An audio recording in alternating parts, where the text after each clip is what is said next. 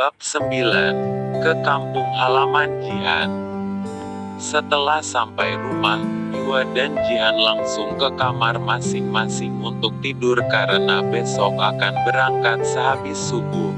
Mereka lalu membersihkan diri dan merebahkan badannya di kasur. Biwa sengaja tidur di rumah pribadinya agar besok tidak mondar-mandir. Ada 2 bodyguard Biwa juga yang menjaga di gerbang. Di kamar Biwa sedang melakukan panggilan kepada asistennya Dendi. Dan besok kau undur semua meeting dan urus handle semua pekerjaan. Saya besok tidak akan datang ke kantor karena besok saya harus ke kampung Jihan, ujar Biwa di telepon. Baik Pak, saya akan handle, ujar Dendi. Tanpa terasa alarm Jihan berbunyi menunjukkan pukul 4 dini hari. Jihan pun bergegas ke kamar mandi untuk mandi dan bersiap dan melakukan kewajibannya terlebih dahulu. Setelah itu Jihan turun ke bawah tetapi Jihan tidak menemukan keberadaan Biwa di bawah. Apa Pak, Biwa masih tidur? Aku bangunkan sajalah. Tapi gimana kalau dia marah padamu? Bodohlah daripada kesiangan, batin Jihan. Tok tok tok.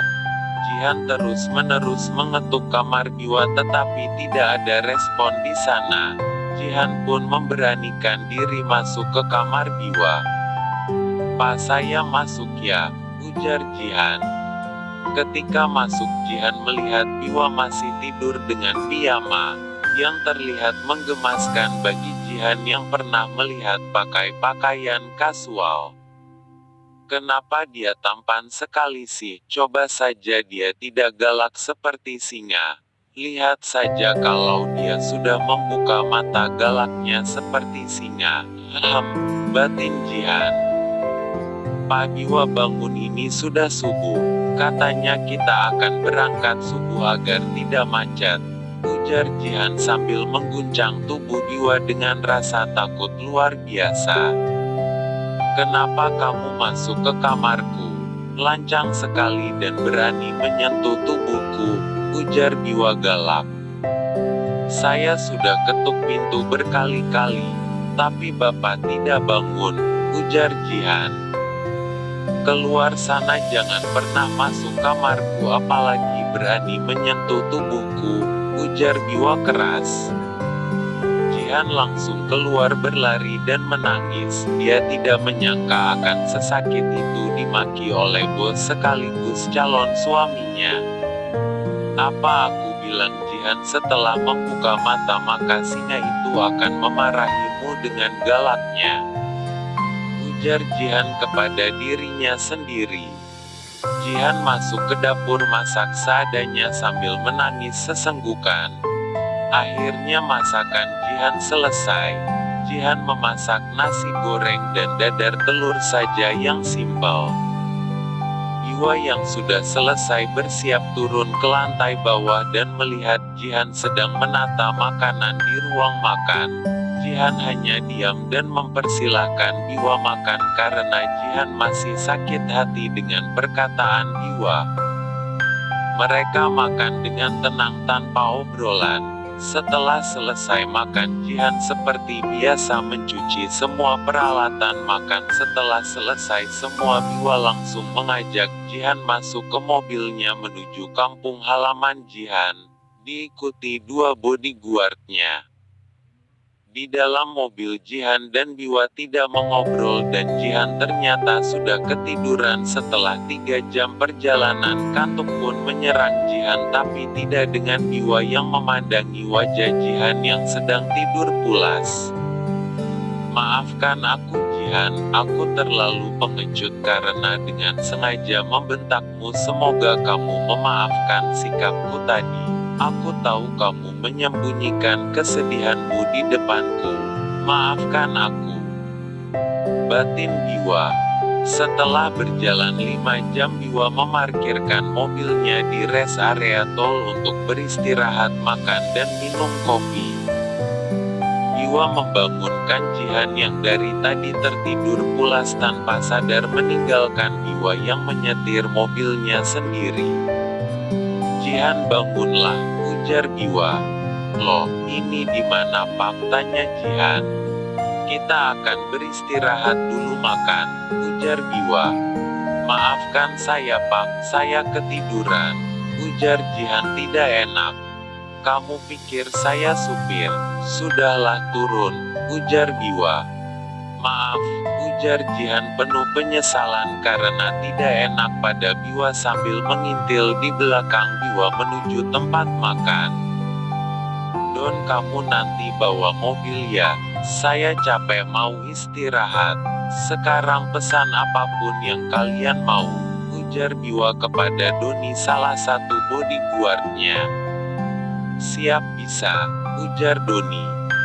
Saat mereka makan, Jihan tetap diam seribu bahasa karena tidak ada yang perlu dibicarakan menurut Jihan daripada kata-kata yang keluar dari mulut Biwa membuat sakit hati. Lebih baik diam saja. Setelah selesai makan, Biwa dan Jihan melanjutkan perjalanan dengan Doni sebagai sopir, sedangkan Biwa tidur di belakang karena lelah menyetir mobil sendirian. Setelah 9 jam perjalanan akhirnya mereka memasuki kampung Jihan. Orang-orang kampung pun merasa terheran-heran melihat mobil Biwa. "Nona Jihan, apa ini kampungnya?" tanya Doni. "Benar Pak Doni, alhamdulillah ya Allah. Aku sangat merindukan ibu dan bapak," ujar Jihan. "Pak Biwa, kita sudah sampai." Biwa membangunkan Biwa. Ibu Jihan yang sedang menyapu di halaman rumahnya, matanya tertuju pada mobil mewah Biwa. "Ya Allah, itu mobil siapa masuk ke sini?" ujar Ibu Susi lirih. "Ibu," teriak Jihan sambil berlari ke arah Ibu Susi. "Jihan, anak ibu, kamu pulang tidak mengabari ibu terlebih dahulu," ujar Ibu Susi memeluk Jihan. "Ibu." Jihan bersama Pak, ucapannya menggantung ketika Biwa langsung mengulurkan tangannya. "Biwa Bu," ujar Biwa. Doni dan Sony pun memperkenalkan diri. "Mereka siapa Jihan?" tanya Ibu Susi. Jihan menatap ibunya bingung ingin menjawab apa kepada ibunya. Ibunya pun seolah mengerti. "Ya sudah, ayo masuk dulu nak Biwa dan teman-teman," ajak Ibu Susi. Ibu Susi melihat hanya Biwa yang masuk langsung dijelaskan Biwa bahwa mereka itu tugasnya berjaga di luar. Ibu Susi pun paham. "Jihan, ibu akan menyusul bapak dulu ke sawah ya nak, karena bapak belum pulang. Kamu buatkan nak Biwa dan teman-temannya minum dulu ya," ujar Ibu Susi. "Baiklah Bu," jawab Jihan. Belum juga beranjak Bapak Baldi sudah menuju pekarangan rumahnya dan tergesa-gesa karena melihat mobil di halaman rumahnya. "Assalamualaikum," ujar Pak Baldi ayah Jihan. "Waalaikumsalam," jawab mereka serempak. "Nak Biwa, kenalkan ini bapaknya Jihan," ujar Ibu Susi. Biwa Pak mengulurkan tangannya. "Pak Baldi," ujar Pak Baldi. Jihan pun langsung memberi salam kepada bapaknya dan langsung memeluknya. "Jihan, kamu pulang tidak mengabari bapak nak, bapak sangat merindukan putri kecil bapak ini," ujar Pak Baldi meneteskan air matanya. Biwa yang menyaksikan itu semua, merasa terharu melihat kedekatan Jihan dan bapaknya. Walaupun hidup apa adanya tetapi kasih sayang mereka begitu indah dilihat. Ibu Susi melihat mereka berpelukan langsung menyuruh suaminya itu untuk membersihkan diri karena dari sawah dan masih kotor dengan tanah. Jihan sibuk menemani ibunya di dapur membuat minum dan makanan ringan sedangkan Giwa duduk di ruang tamu sendiri sedang memainkan ponselnya, karena Pak Baldi sedang mandi. Jihan akhirnya keluar membawa minuman dan makanan ringan. "Pak, silahkan diminum," ujar Jihan menyodorkan tehnya. Pak Baldi pun telah selesai mandi dan masuk ke ruang tamu. Jihan, Ibu Susi dan Pak Baldi duduk di ruang tamu. "Jihan, sebenarnya ada apa nak?" ujar Pak Baldi lembut. "Bapak, sebenarnya Jihan pulang karena ingin menyampaikan sesuatu sama Bapak dan Ibu," ujar Jihan.